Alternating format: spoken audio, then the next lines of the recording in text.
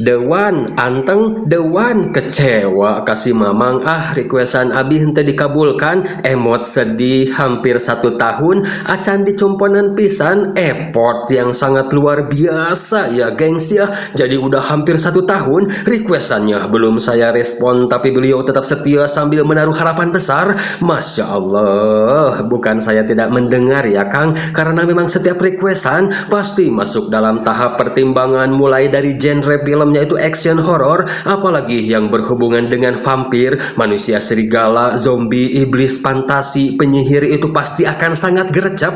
Terus rating film dan alurnya itu sendiri menarik, seru atau membosankan. Namun sesekali di luar genre itu pasti kita juga akan bahas, seperti requestannya Kang Gafar, episode terspesial lah pokoknya mah. Oh my god! Wow! Sebagai apresiasi kita bahas The One, pemerannya pun kita ganti menjadi Kang Gafar. Are you ready, Kang Gafar? Oh iya, mengingat pemeran nama tokoh, ternyata sudah sampai kloter 11 dan ternyata juga masih banyak yang belum kebagian. Cuma pengen tahu dulu nih, yuk yang belum, booster lagi dengan cara rekomen nama yang akan dijadikan pemeran. Komen nama ya, biar gak bingung, nanti disapa di next video dan dijadiin nama pemeran atau tokoh. Celah, let's go, kita keder aja langsung ke filmnya. Dibuka dengan sebuah narasi kalau di kehidupan kita ini tidak hanya ada satu alam semesta, melainkan ada banyak, tepatnya ada 124 multiverse, di mana di setiap alam semesta itu terdapat diri kita yang lain dengan versi yang berbeda. Untuk mengatur keseimbangan antara alam semesta, dibentuklah sebuah agen rahasia bernama MPA alias Multiverse Authority. Mereka punya sebuah alat yang bisa melakukan perjalanan antar alam semesta. Namun setelah berabad-abad sistem keseimbangan berjalan dengan baik, kini semua itu harus sirna. Tatkala ada anggota MPA yang terobsesi ingin memiliki kekuatan layaknya seorang dewa, dia percaya hanya ada satu cara untuk bisa mencapainya, yaitu dengan membunuh dan menyerap energi kehidupan dari seluruh kembarannya yang berada di multiverse lain. Seperti apakah sosok si mantan anggota MPA ini? Kalem, inilah The One.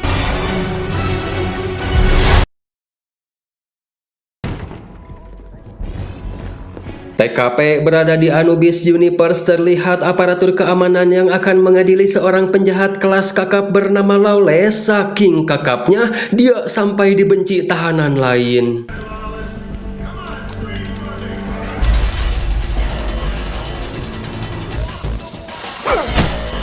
Beruntung si Lawless sudah dipakaikan rompi anti peluru, namun yang ngincer dia ternyata bukan para tahanan saja, karena baru saja selangkah keluar dari penjara, lalu tiba-tiba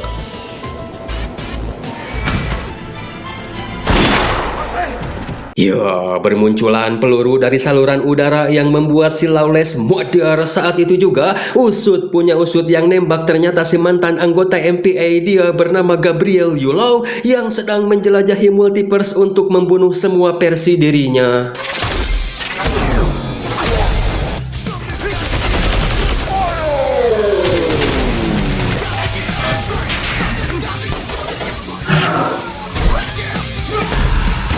Dia pun jadi inceran para aparat Anubis Universe. Bukan hanya itu, melainkan agen MPA dari Alpha Multiverse juga hadir di sana. Mereka adalah si botak terkuat di bumi, tapi sebelum botak bernama Punch, dan rekan seniornya bernama Rodecker yang selalu kecolongan dan selalu telat muncul, yang pada akhirnya mereka berhasil juga membawa si Yulao kembali ke Alpha Universe.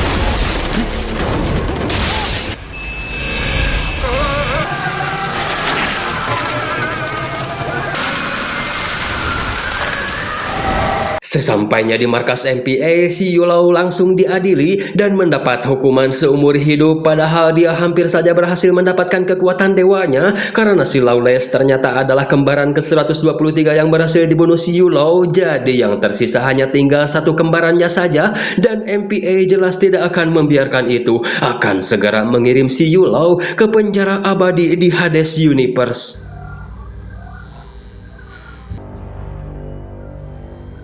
Pacar si Yulau yang menghadiri detik-detik si Yulau akan dikirim ke Hades Universe, petugas kecolongan karena dia bukan hanya sekadar mau menonton saja, melainkan akan membantu si Yulau supaya bisa terbebas.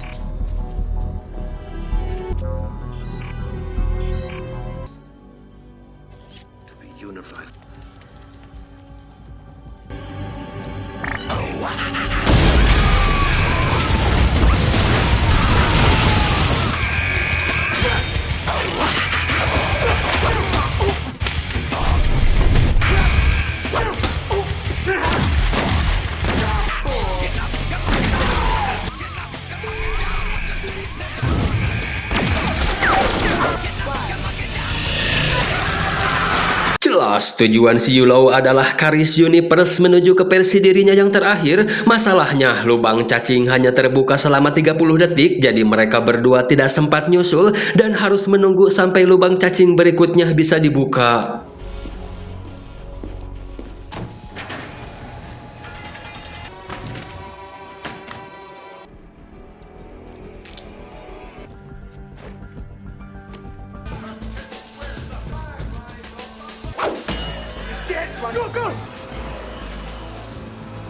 Kejadiannya hampir sama, cuma bedanya sekarang bukan tahanan, melainkan menjadi aparatnya. Dan inilah Kang Gafar dari Karis Universe. Dia yang penasaran siapa orang di balik saluran udara yang menyerangnya ini, menabrakkan mobil dan alangkah kaget terheran-heran karena orang itu sangat mirip dengan dirinya.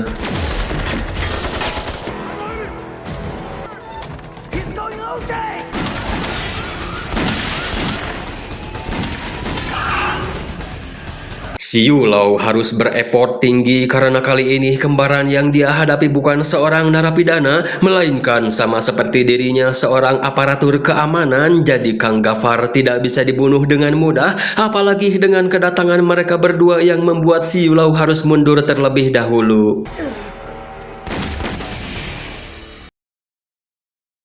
Singkat waktu, Kang Gafar pun kembali ke rumah lalu bertemu dengan istrinya bernama Teka. Dia yang mendapat informasi atas insiden penyerangan tadi, minta Kang Gafar supaya memeriksakan luka tembaknya sekalipun mengenakan rompi anti peluru. We'll go to the hospital, check out. Sesampainya di RS, ada banyak anggota yang terluka, tapi mereka semua kagum sama Kang Gafar yang terus mengejar si pelaku, bahkan sampai bisa memanjat dinding tinggi. Dan satu-satunya orang yang bisa memberikan informasi tentang si orang yang menyerang itu adalah Kang Gafar. Tapi di sini Kang Gafar berbohong, katanya malam itu sangat poek sehingga dia tidak bisa melihat dengan jelas seperti apa rupanya. Tapi ketika istrinya yang bertanya, Kang Gafar menceritakan kalau pelaku dari semua ini adalah aku. Jadi maksudnya bukan hanya mirip, jauh sebelum melihat dia, Kang Gafar sudah bisa merasakan kalau dia adalah dirinya yang lain. Tapi Kang Gafarnya sendiri di sini masih bingung karena tidak ada yang tahu tentang multiverse selain MVA. Istrinya pun tidak begitu kaget karena dia sudah bisa merasakan keanehan yang telah terjadi sebelumnya pada Kang Gafar, di mana Kang Gafar ini semakin tua malah semakin kuat. Itu juga alasan kenapa Kang Gafar bisa melakukan perlawanan terhadap si Yulau. Sepertinya energi dari kembar yang berhasil dibunuh si Yulau dapat diserap Kang Gafar juga. Okay, Mrs. Law. Kang Gafar yang akan melakukan pemeriksaan, dia kembali bisa merasakan keberadaan si Yulau, minta supaya istrinya mengambilkan pistol. Sempat dicegah Bu Dokter, tapi dikarenakan si Gafar maksa, istrinya akan mengambilkan asalkan Kang Gafar segera memulai pemeriksaan.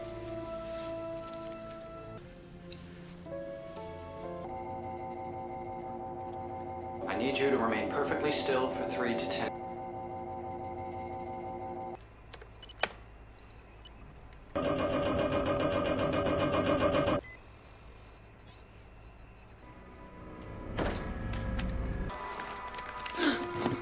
We have to start over. Ya, beruntung keburu datang mereka berdua, namun masalahnya percekcokan dan baku tembak yang terjadi. Si Yulau yang tertangkap CCTV dianggap Kang Gafar. Kang Gafarnya sendiri malah disalin pakai baju dinas. Hal itu jadinya malah membingungkan si Rodecker dan si Punch. I'm okay. I'm alright. Kang Gafar mencoba menjelaskan kalau dirinya sedang diincar ada 3 pria yang bersenjata. Jelas mereka tidak percaya karena yang terlihat di CCTV hanya si Yulau saja, dan terpaksa Kang Gafar harus melakukan perlawanan untuk membela dirinya. You wouldn't know that.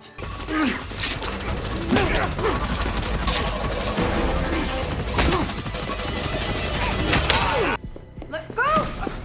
Hal itu masih terpantau mereka berdua. Jelas ini akan semakin merepotkan karena selain berpenampilan sama, kekuatannya pun hampir setara. Mereka pun kini memutuskan untuk tidak mengikuti prosedur dan membagi tugas di mana si Rodecker akan menghandle si Yulau, sedangkan si Punch yang akan mengurus Kang Gafar.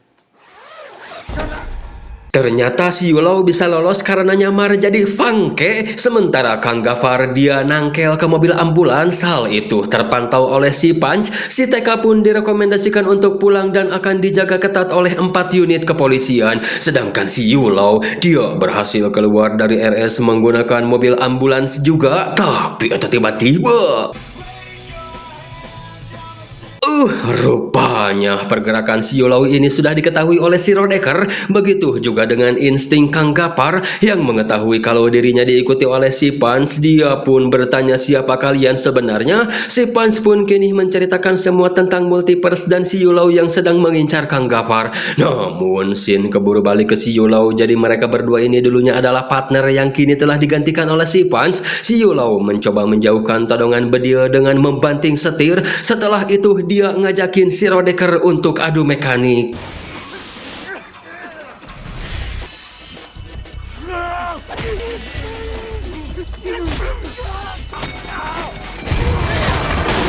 Perbedaan kekuatan yang sangat jauh. Si Rodecker pun kini harus tiwas si Yulau yang paham dengan cara kerja agent MPA, ngirim sinyal ke si Punch kalau si Rodecker sudah tiwas dan memberitahu Kang Gafar kalau dirinya kini tinggal sendirian. I'm alone now. I'm here to help you, Gabe.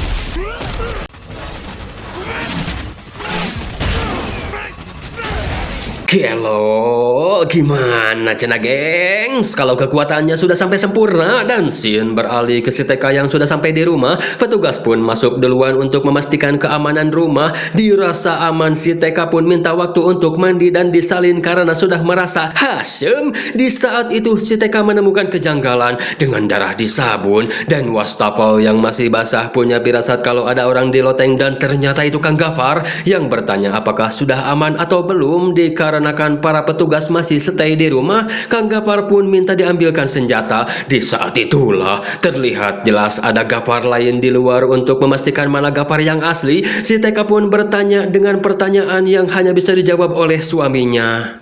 Was in a bookstore.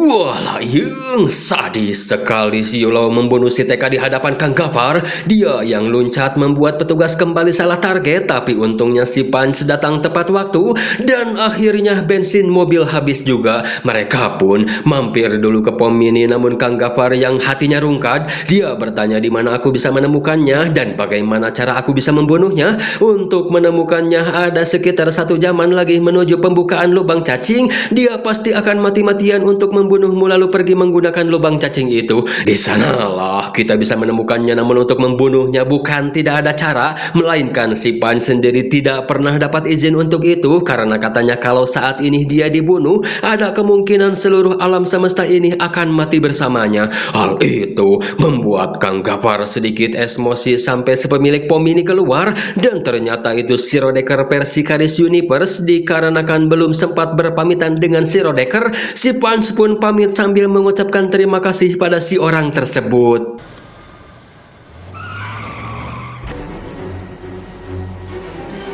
Sesampainya di lokasi tempat lubang cacing akan terbuka, terlihat hanya tinggal 10 menit lagi, dan setelah kaditu kadieu mengeksplor bangunan yang mirip sebuah pabrik, akhirnya mereka menemukan si Yulau juga.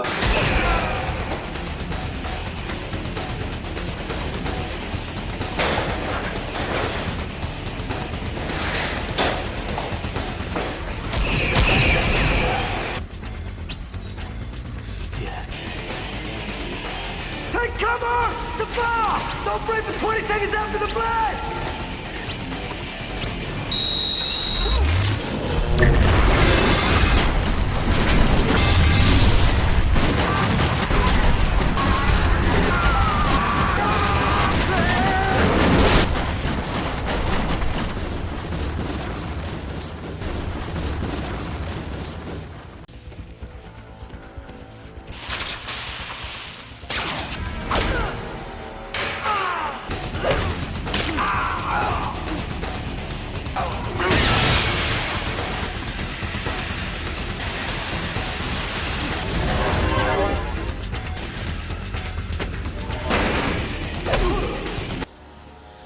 Came here for me.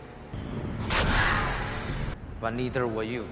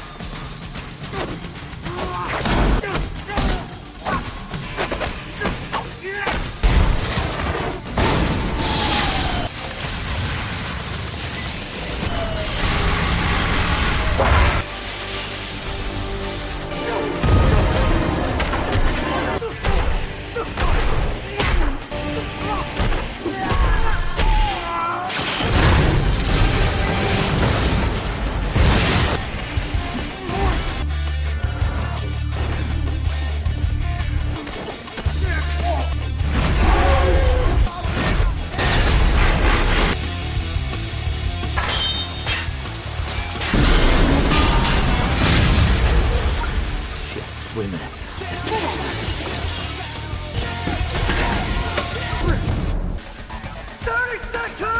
Kang Gapar teringat dengan perkataan si Punch King, jadi dia tidak membunuh si Yulau, melainkan hanya akan menangkapnya saja supaya si Punch bisa membawanya kembali ke Alpha Universe. Namun kejadian tidak terduga tiba-tiba saja terjadi sebuah ledakan. Hal itu membuat baju Kang Gapar terbakar. Parahnya lagi, Kang Gapar yang belum sempat keluar dari area lubang cacing membuatnya terbawa ke markas MPA di Alpha Universe.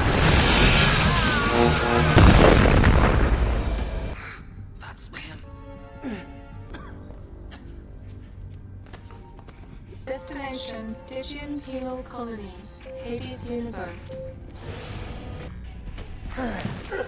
Wormhole open in 1 minute.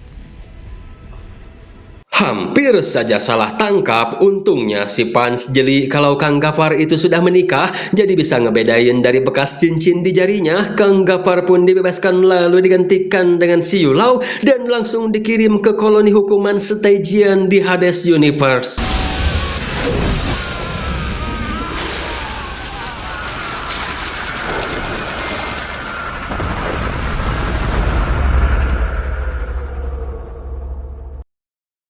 Setelah itu, demi keseimbangan multiverse, Kang Gapar tidak boleh menetap di Alpha Universe dan harus dikembalikan ke tempat asalnya. Sempat dapat protes dari si Pans kalau dia pasti akan diburu kepolisian atas tindakan yang telah dilakukan si Yulau. Hal itu tetap tidak bisa sekalipun Kang Gapar telah membantu menangkap si Yulau, tapi si Pans dia mengambil alih paksa dan mengirim Kang Gapar ke universe lain supaya Kang Gapar bisa memulai kehidupan baru di universe barunya.